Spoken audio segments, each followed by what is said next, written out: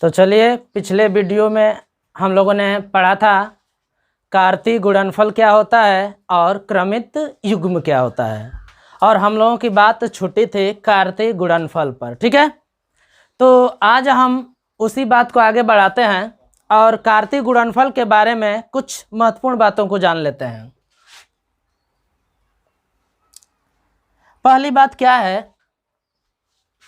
कि यदि समुच्चय ए रिक्त समुच्चय हो, ए का हो फाई हो, यानी कि उसमें नंबर ऑफ एलिमेंट क्या हो, शून्य हो, जीरो हो। बी फाई हो, ए फाई हो या बी फाई हो, और दोनों फाई हो, दोनों ही रिक्त समुच्चय हो, A and B equal to phi. तो पहली बात क्या हम लोग पढ़ रहे हैं कि यदि समुच्चय ए रिक्त समुच्चय हो या समुच्चय बी रिक्त समुच्चय हो या दोनों रिक्त समुच्चय हो, ए और बी दोनों रिक्त समुच्चय हो, तो ए क्रॉस बी भी रिक्त समुच्चय होता है और बी क्रॉस ए भी रिक्त समुच्चय होता है।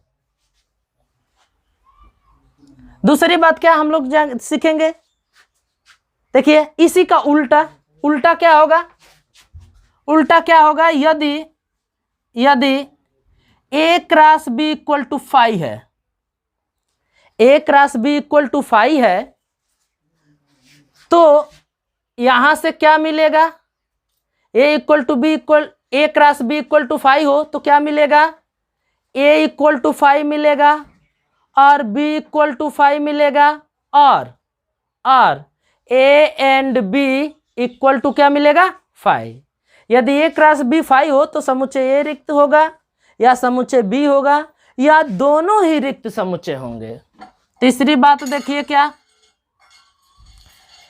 यदि समुच्चय ए अपरिमित समुच्चय हो, अपरिमित समुच्चय का मतलब क्या होता है, जिसमें तत्वों की संख्या क्या हो, असंख्य हो। ठीक है, नंबर ऑफ एलिमेंट उस सेट में क्या होने चाहिए, अनंत होने चाहिए। तो इसको मैं ऐसे लिखता हूं, number of element in set ए कितना, अनंत। ठीक है, इन्फिनिटी, यानी कि अपरिमित समुच्चय मैंने लिया है। ऐसे ही और n B equal to infinity, या समुच्चय ए अपरिमित समुच्चय हो या समुच्चय बी अपरिमित समुच्चय हो या दोनों अपरिमित समुच्चय हो, दोनों अपरिमित समुच्चय हो, यानी कि दोनों में ही तत्वों की संख्या क्या हो, अनंत हो। ठीक है, तो समुच्चय ए अपरिमित समुच्चय हो या समुच्चय बी अपरिमित समुच्चय हो या दोनों अपरिमित समुच्चय हो, तो ए क्रॉस बी भी क्या होता है, अपरिमित होता है, अपरिमित समुच्चय होता है। ठीक है, तो क्या हम लोगों ने पढ़ा कि समुच्चय ए अपरिमित समुच्चय हो, समुच्चय बी अपरिमित समुच्चय हो या दोनों अपरिमित समुच्चय हो, तो ए क्रॉस बी भी अपरिमित समुच्चय होता है या बी क्रॉस ए भी अपरिमित समुच्चय होता है। बी क्रॉस ए भी अपरिमित समुच्चय होगा और ए क्रॉस बी भी क्या होगा, अपरिमित समुच्चय होगा, दोनों ही अपरिमित समुच्चय होंगे। ठीक है, तो ये तीन बात समझिए। अब जो चौथी बात है,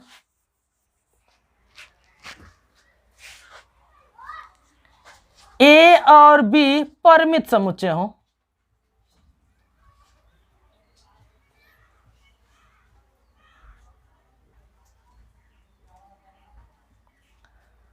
क्या हम लोग पढ़े, ए और बी परिमित समुच्चय हो। ठीक है, तो ए क्रॉस बी में कितने तत्व होंगे ये ज्ञात हम करना चाहते हैं। एन ए क्रॉस बी का मतलब number of element in A cross B, यानी कि दोनों समुच्चयों के कार्तीय गुणनफल में कितने तत्व होते हैं। ठीक है, तो ये आप फार्मूले के तौर पे याद कर लीजिए, एन ए इंटू क्या होता है, n B, number of element in set A and number of element in set B. ठीक है, तो ए क्रॉस बी में कितने तत्व होंगे, तो ए में जितने तत्व होंगे गुणे बी में जितने तत्व होंगे। ठीक है, और एक बात ध्यान दीजिए कि ए क्रॉस बी में जितने तत्व होते हैं उतने ही तत्व बी क्रॉस ए में भी होंगे। ठीक है ना, तो आप समझ लीजिए कि ए और बी परिमित समुच्चय हो तो बी क्रॉस ए में कितने तत्व होंगे, ए क्रॉस बी में कितने तत्व होंगे, जितने ए में तत्व होंगे या गुणे बी में तत्व होंगे। ठीक है ना, तो ये आपने सीखा। देखिए अब तक हम लोगों ने पढ़ा है दो समुच्चयों का कार्तीय गुणनफल। तो इसी को जनरलाइज कर दिया जाए तो इसी के आधार पे हम परिभाषित कर सकते हैं 3 समुच्चयों का कार्तीय गुणनफल, 4 समुच्चयों का कार्तीय गुणनफल, ऐसे ही n समुच्चयों का कार्तीय गुणनफल हम परिभाषित कर सकते हैं। ठीक है, तो मैं उतना तक नहीं बताऊंगा, मैं 3 समुच्चयों के कार्तीय गुणनफल तक ही बताऊंगा। ठीक है ना, तो चलिए अब हम लोग पढ़ते हैं 3 समुच्चयों का कार्तीय गुणनफल।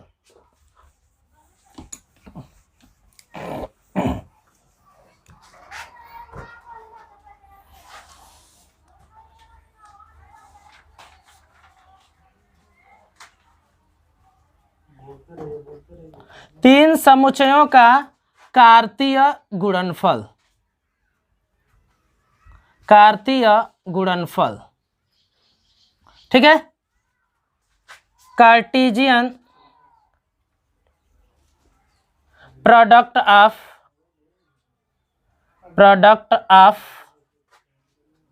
3 सेट्स।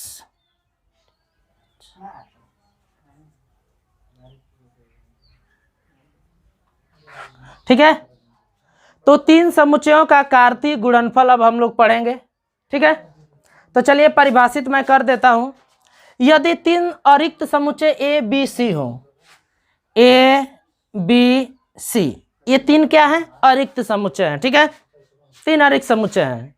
ए के तत्वों को पहला घटक लीजिए, बी के तत्वों को दूसरा घटक लीजिए, सी के तत्वों को तीसरा घटक लीजिए, और जो ये तीनों घटक हैं इनका क्रमित त्रिक बनाइए। ठीक है, तो क्या मैं बता रहा हूं, ए बी सी 3 अरिक्त समुच्चय हो तो ए के तत्वों को पहला घटक, बी के तत्वों को दूसरा घटक और सी के तत्वों को तीसरा घटक लेकर बनने वाले जो क्रमित त्रिकों का समुच्चय है वह क्रमित त्रिकों का समुच्चय ही क्या कहलाता है, 3 समुच्चयों का कार्तीय गुणनफल कहलाता है। उसे हम ए क्रॉस बी क्रॉस सी से निरूपित करते हैं। ए क्रॉस बी क्रॉस सी कैसे निकलेगा, तो समुच्चय ए के तत्व को क्या मानना है, पहला घटक, और बी के तत्व को दूसरा घटक, और सी के तत्वों को क्या मानना है, तीसरा घटक मानना है। ठीक है, तो अब क्या बनाएंगे, क्रमिक युग। तो गुण विधि में क्या लिख सकते हैं बताइए, ए क्रॉस बी का कैसे लिख सकते हैं, क्या होता है, क्रमिक त्रिक होता है ना, ये क्रमिक त्रिक होंगे A B C. A B C का मतलब ए के तत्वों, बी के तत्वों और सी के तत्वों से बनने वाले त्रिकों का, क्रमित त्रिकों का समुच्चय। ठीक है ना, A B C such date ये त्रिकों का समुच्चय है जिसमें पहला तत्व किसका होगा, सेट ए का होगा, दूसरा तत्व किसका होगा, सेट बी का होगा। ठीक है, और तीसरा तत्व किसका होगा, सेट सी का होगा।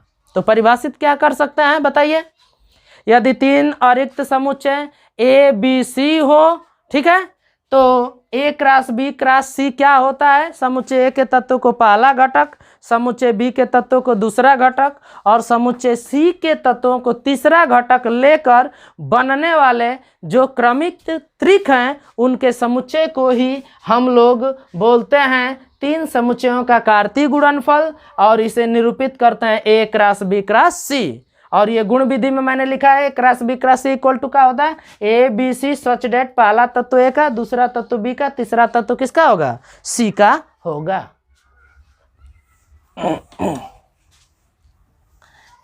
देखिए अब हम लोग इसके भी बारे में कुछ महत्वपूर्ण बातों को जानेंगे। ठीक है ना, 3 समुच्चयों के कार्तीय गुणनफल के गुण क्या क्या हैं, कुछ 2-4 गुण हम लोग देख लेते हैं क्या है। ठीक है ना, चलिए तो इसको मैं नोट में लिख देता हूं। पहला जो महत्वपूर्ण बात है, पहला ए क्रॉस बी क्रॉस सी जो है उसको हम ए क्रॉस बी क्रॉस सी भी लिख सकते हैं, या ए क्रॉस बी क्रॉस सी लिख सकते हैं। पहला ये गुण है। ठीक है, दूसरा गुण क्या हम लोग पढ़ लेते हैं। दूसरी बात कि यन ए क्रॉस बी क्रॉस सी में जो तत्वों की संख्या होगी वह कितना होती है, यन ए क्रॉस एन बी और क्रॉस एन सी। ठीक है, ए क्रॉस बी क्रॉस सी में कितने तत्व होंगे, यन ए इंटू यन बी इंटू यन सी। ठीक है ना, तो ये रहा तीन समुच्चयों का कार्तीय गुणनफल। ठीक है ना, चलिए अब आगे हम लोग पढ़ते हैं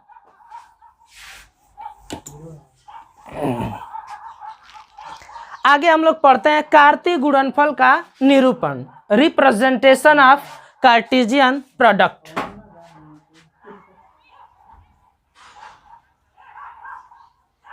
कार्तीय गुणनफल का निरूपण, रिप्रेजेंटेशन ऑफ कार्टेशियन प्रोडक्ट। ठीक है, अब हम लोग पढ़ते हैं कि कार्तीय गुणनफल को कैसे निरूपित किया जा सकता है। ठीक है ना, तो हम लोग दो विधि पढ़ेंगे। पहला विधि है तीर आरेख द्वारा, तीर आरेख द्वारा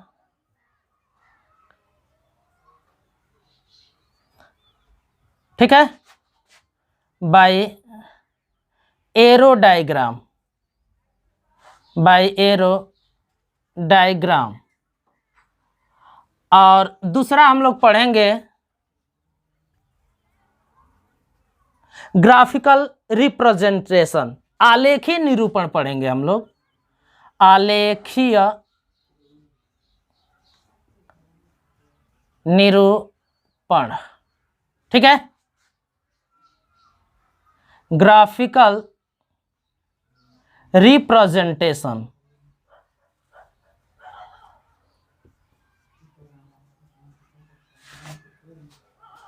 चलिए, तो तीर आरेख द्वारा कैसे निरूपित करेंगे और आलेखी निरूपण कैसे करेंगे, तो मैं एग्जाम्पल के तौर पे समझा रहा हूं। तो मैं दो सेट लेता हूं। देखिए, एक सेट मैंने ये एक 1 2 3 और बी मैंने लिया ए बी। मैंने दो सेट लिया है, एक सेट ए लिया है जिसमें 1 2 3 तत्व हैं, और बी एक सेट लिया है जिसमें क्या है, ए और बी दो तत्व हैं। ठीक है ना, अब इसको मैं निरूपित कर रहा हूं किसके द्वारा, तीर आरेख के द्वारा। कैसे निरूपित करते हैं, तो जो पहला सेट होता है उसको वेन डायग्राम द्वारा बनाते हैं। ठीक है, और उसी के साइड में बगल में जो दूसरा सेट होता है उसका भी हम वेन डायग्राम बनाते हैं। वेन डायग्राम क्या होता है, आप पढ़े होंगे कि जो समुच्चय के तत्व होते हैं उनको हम वृत्त में दिखाते हैं। ठीक है ना, या आयत में दिखाते हैं। तो जब वृत्तों में और आयत में जब समुच्चय के तत्व को दिखाते हैं तो वही वेन डायग्राम कहलाता है। ठीक है ना, तो हम समुच्चय ए के तत्व को क्या करेंगे, वेन डायग्राम में बनाएंगे, वृत्त में लिखेंगे, और समुच्चय बी को भी वेन डायग्राम में लिखेंगे, यानी कि इसको भी हम वृत्त में लिखेंगे। ठीक है ना, चलिए देखते हैं। ये देखिए, ये वृत्त में हम लिखेंगे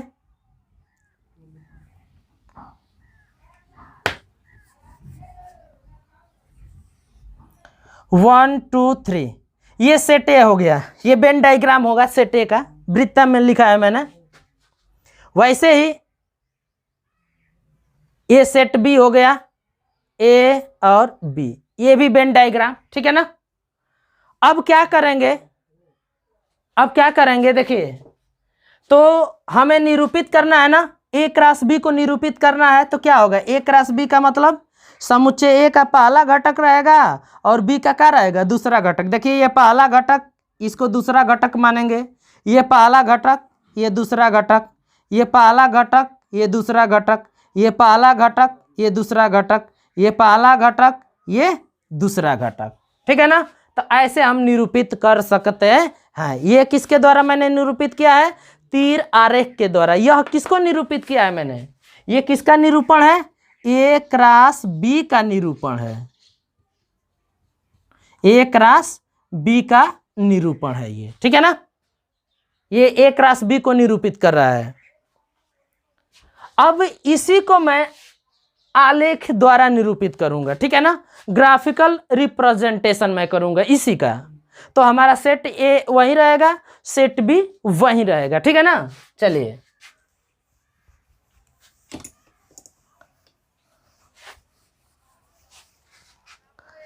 सेट ए हमारा क्या था बोलिए, 1 2 3 था। सेट बी क्या था, ए था, बी था। मैं आपको तीर आरेख द्वारा निरूपित करके बता दिया हूं। अब इसका मैं आलेखी निरूपण करूंगा, ग्राफिकल रिप्रेजेंटेशन करूंगा, ठीक है।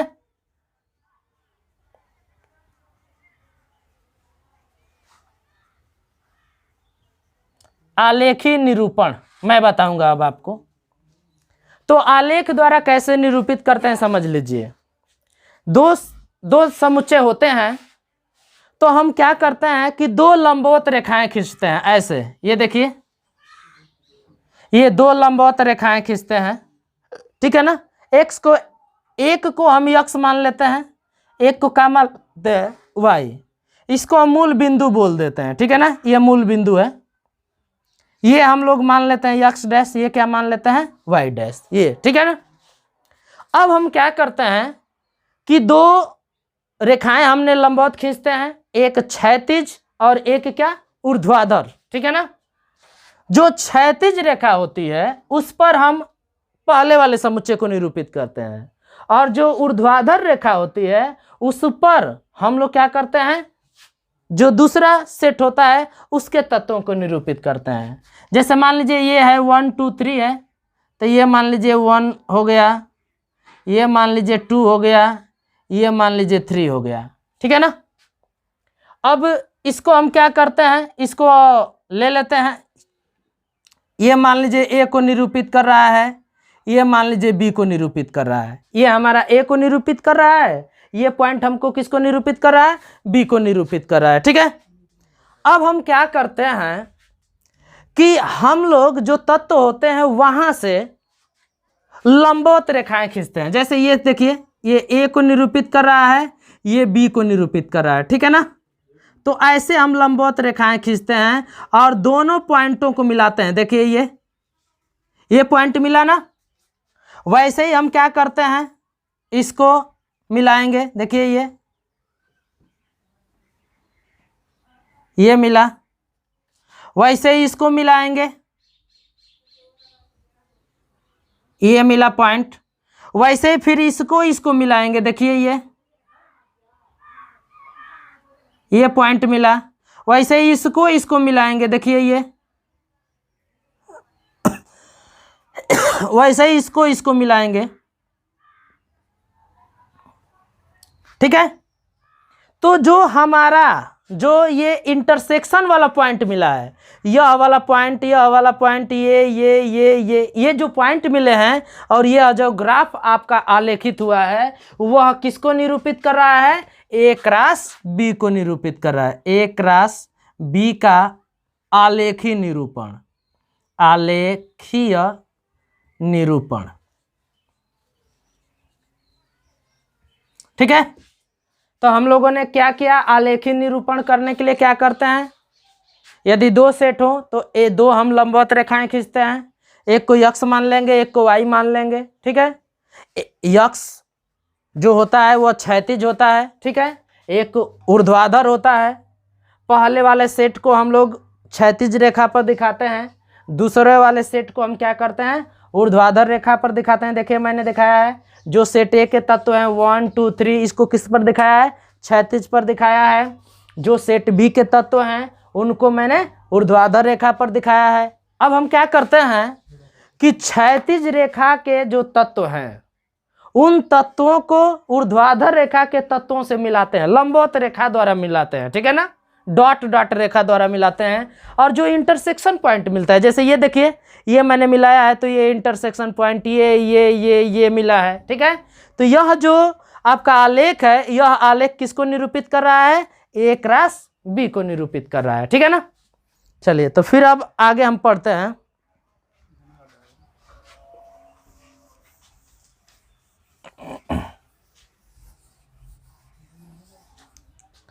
चलिए तो मैं एक क्वेश्चन हल करा देता हूं आपको। जैसे ए में मान लीजिए 3 तत्व हों, यानी कि number of element in set ए कितना है 3, और वैसे ही बी में कितने तत्व हैं 4 तत्व हैं, number of element in set B कितना है 4 है। आपसे मैं पूछूं कि ए क्रॉस बी में कितने तत्व होंगे, ए क्रॉस बी में कितने तत्व होंगे, यानी ए क्रॉस बी, ठीक है ना। तो ए क्रॉस बी में जो तत्वों की संख्या होगी वह किसके बराबर होगी, यानी ए क्रॉस एन बी के इक्वल होगी। एन का मतलब क्या होगा बताइए, एन का मतलब ये 3, n B number of element in set B कितना होगा 4, 3 चौके 12, ठीक है ना। तो ए क्रॉस बी में कितने तत्व होंगे 12 तत्व होंगे। वैसे ही बी क्रॉस ए में भी कितने तत्व होंगे 12 ही तत्व होंगे। बी क्रॉस ए में कितने तत्व होंगे 12। तो ए क्रॉस बी में n A into n B तत्व होते हैं, बी क्रॉस ए में भी कितने तत्व होते हैं n A into n B, ठीक है। चलिए अब जो हम पढ़ेंगे संबंध, रिलेशन। गणित में संबंध का काफी महत्वपूर्ण स्थान है। तो अब हम संबंध को परिभाषित करेंगे, ठीक है। और मैंने पहले ही बताया था कि संबंध को परिभाषित करने के लिए क्रमित युग्म का सहारा मैं लूंगा और कार्तीय गुणनफल का सहारा मैं लूंगा, ठीक है ना। चलिए तो संबंध को मैं परिभाषित कर रहा हूं। चलिए मैं 2 सेट ले लेता हूं। एक सेट ए मैंने लिया है, देखिए ये मैंने सेट ए लिया है, ठीक है ना। सेट ए में मैं कुछ ले लेता हूं, तो मैं आपको पहले व्यवहारिक उदाहरण द्वारा समझाता हूं, ठीक है। व्यवहारिक परिभाषा दूंगा, उसके बाद गणितीय एग्जाम्पल दूंगा और गणितीय परिभाषा दूंगा। तो मैंने एक सेट लिया है जिसमें कुछ तत्व होंगे,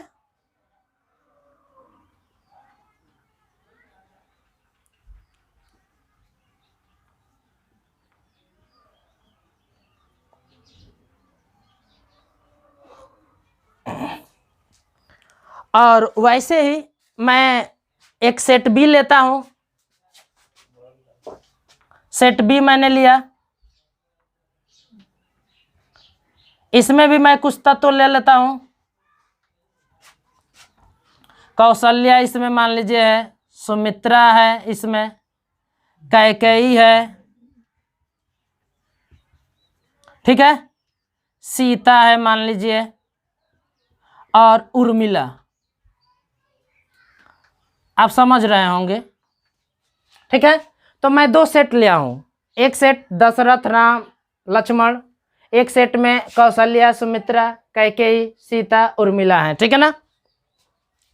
पहले मैं ए क्रॉस बी आपसे पूछता हूं, ए क्रॉस बी, ए क्रॉस बी क्या होगा बताइए तो। ए क्रॉस बी कैसे निकालते हैं, पहले वाले सेट को जो तत्व है उसको पहला घटक मानेंगे और दूसरे वाले सेट का जो तत्व है उसको क्या मानेंगे दूसरा घटक, मानकर निकालिए ए क्रॉस बी। तो क्या हो जाएगा बताइए, दशरथ कौशल्या, वैसे ही क्या हो जाएगा दशरथ, फिर क्या हो जाएगा सुमित्रा, फिर वैसे ही क्या हो जाएगा दशरथ, ठीक है, कैकेयी, ठीक है। ऐसे ही मैं डॉट डॉट कर देता हूं क्योंकि मैं सबको लिखूंगा तो बड़ा हो जाएगा, ठीक है ना। तो इसलिए मैं डॉट डॉट करके लिख देता हूं, दशरथ कौशल्या, दशरथ सुमित्रा, दशरथ कैसे, ऐसे ही मैं लिख देता हूं राम सीता, ठीक है। अब इसको हम पहला घटक मानेंगे राम को, ठीक है। तो फिर कौशल्या के साथ लिखेंगे, सुमित्रा के साथ लिखेंगे, कैकेयी के साथ लिखेंगे, सीता के उर्मिला के साथ लिखेंगे, ठीक है ना। तो मुझे जिसका काम है मैं वही लिख रहा हूं, फिर मैं डॉट डॉट करता हूं, ठीक है। फिर अब लक्ष्मण को हम पहला घटक मानेंगे और इसको दूसरा घटक, तो लक्ष्मण कौशल्या लिखेंगे, लक्ष्मण सुमित्रा लिखेंगे, लक्ष्मण कैकेयी लिखेंगे, लक्ष्मण सीता लिखेंगे, लक्ष्मण उर्मिला लिखेंगे। तो जिसका मुझे काम है बस मैं वही लिख देता हूं लक्ष्मण उर्मिला, ठीक है ना। तो ये हमने ज्ञात किया A क्रॉस B। ध्यान से समझिएगा। अब देखिए मैं क्या करता हूं, मैं यहां पे जो संबंध लेता हूं वह पति का संबंध लेता हूं, ठीक है ना। संबंध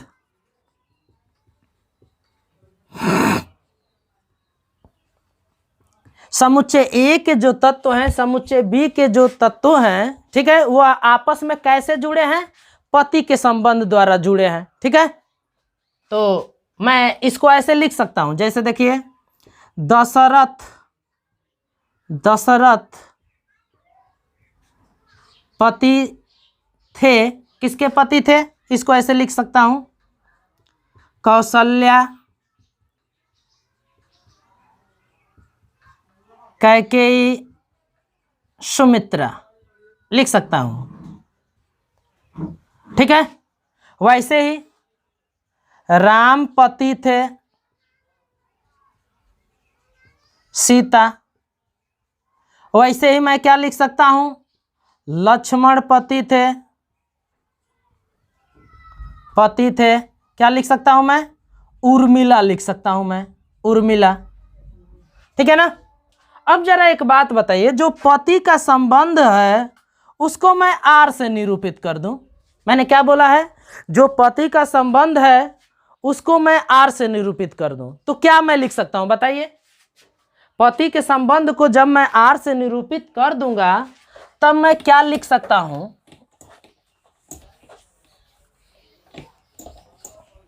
तब मैं लिख सकता हूं, देखिएगा, मैं लिख सकता हूं दशरथ आर, क्या लिख सकता हूं बोलिए, कौशल्या कैकेयी सुमित्रा। वैसे ही क्या लिख सकता हूं बोलिए, राम, ये लिख सकता हूं। वैसे ही मैं क्या लिख सकता हूं बोलिए, लक्ष्मण आर उर्मिला, ऐसे मैं लिख सकता हूं, ठीक है। अब यदि आर को मैं इलिमिनेट कर दूं, हटा दूं, और इसको, ये जो संबंध है उसको क्रमित युग्म के रूप में लिखूं, ध्यान दीजिएगा, आर को मैं हटा रहा हूं और इसको मैं क्रमित युग्म के रूप में लिख रहा हूं, तो कैसे लिखूंगा, ठीक है ना। ये सारी बातें आप ध्यान दीजिएगा, ना हो तो आप नोट कर लीजिए इसको, ठीक है, ताकि मुझे मिटाना पड़ेगा तो आपको समझ में ना आएगा, तो आप नोट किए रहेंगे तो आप पुनः पढ़ सकते हैं, ठीक है ना।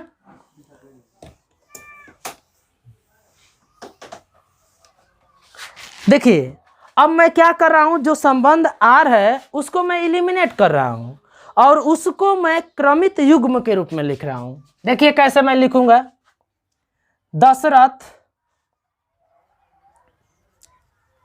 क्रमित युग्म के रूप में, देखिए मैं लिख रहा हूं कौशल्या,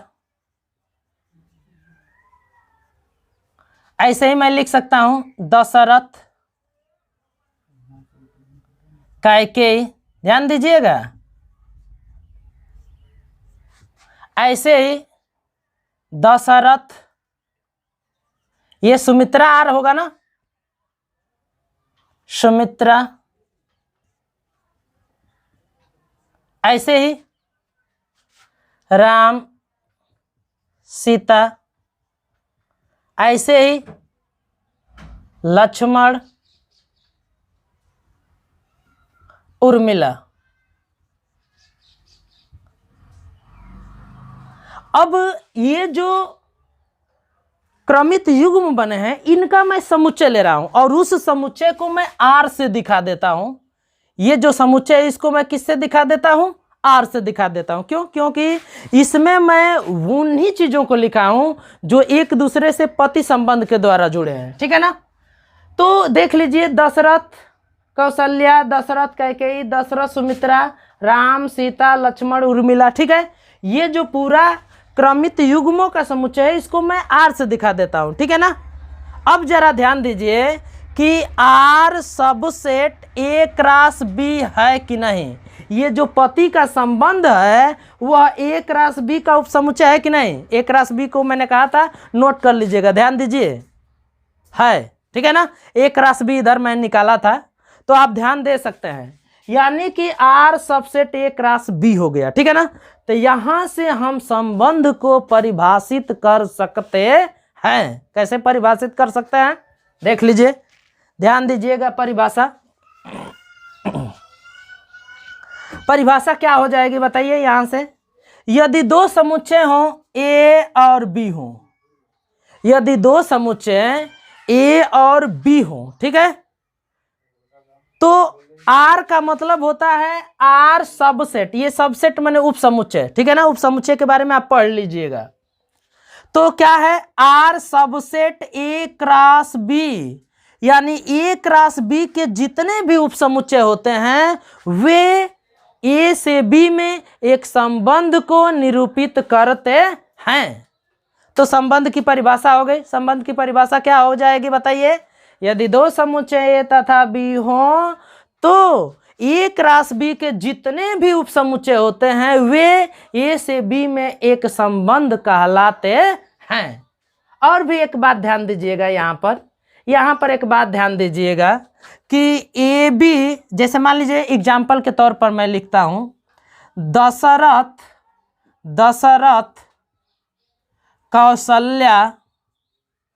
कौशल्या, ठीक है, बिलोंग इन, ये आप पढ़े होंगे, बिलोंग इन आर। ये कब बिलोंग कर रहे हैं, जब क्या है बताइए, दशरथ, शुरू में मैं लिखा था दशरथ आर कौशल्या। ध्यान दीजिएगा दोनों बातों को, ठीक है, देख लीजिए। तो इसी को मैं गणित के रूप में क्या लिख सकता हूं कि यदि A B belong in A cross B है, A B belong in R है, तो इसका मतलब क्या है, ए रिलेटेड टू क्या होगा, बी। इसको क्या पढ़ेंगे, ए रिलेटेड टू बी, या पढ़ेंगे कि A is related to B by R. इसको क्या पढ़ेंगे बोलिए, A is related to B by R. यानी कह सकते हैं कि ए बी से जुड़ा है किस संबंध के द्वारा, आर संबंध के द्वारा, ठीक है। तो यहां पर मैंने आपको संबंध का व्यवहारिक उदाहरण लिया है, ठीक है, और उसको मैंने परिभाषित किया है। परिभाषित एक बार और मैं कर देता हूं, क्या, यदि दो समुच्चय ए और बी हो तो ए क्रॉस बी के जितने भी उप समुच्चय होते हैं उनको ए से बी में हम एक संबंध कहते हैं। यदि A B belong in R है, ए बी यदि संबंध में है तो ये जो है वह रिलेटेड टू क्या होगा, बी होगा, अर्थात A is related to B by R. यानी कि A B belong in R होगा तो इसका मतलब ए रिलेटेड टू क्या होगा, बी होगा, ठीक है ना। तो आज के लिए बस इतना ही। अगले दिन हम लोग इसका गणितीय परिभाषा पढ़ेंगे, ठीक है ना, और एग्जाम्पल भी करेंगे, बस।